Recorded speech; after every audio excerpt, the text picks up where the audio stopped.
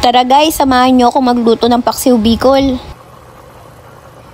Ito nga pala yung mga kailangan natin. 1 kilong ribs, pwede rin kayong gumamit ng laman ng baboy. 5 pirasong gabi, pero depende rin sa mabibili nyo. 1 sibuyas, 4 na bawang, dahon ng laurel, asin at 1 cup ng vinegar. Napakasimple nga lang nito, tara simulan na natin. Maglagay nga pala kayo ng tubig sa kaldero nyo, tansyahin nyo na lang kung gaano karami. Ilagay na natin tong 1 kilong ribs, kasama na rin yung gabi. Madali lang to, papakuluan lang natin. Takpan muna natin siya hanggang kumulo.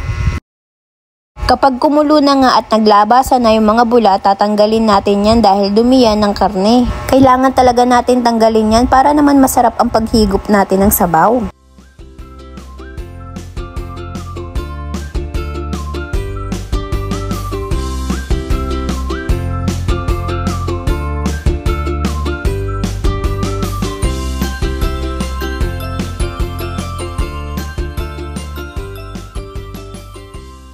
Kapag okay na at naalis na lahat ng bula, ilalagay na natin yung bawang, sibuyas at dahon ng laurel.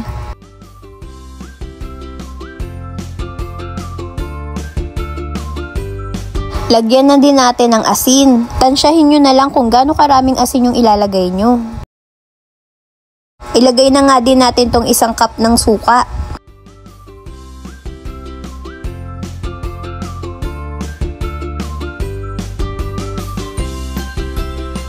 Kapag nalagay na lahat, takpan na natin. At dapat sa mahinang apoy lang natin tulutuin.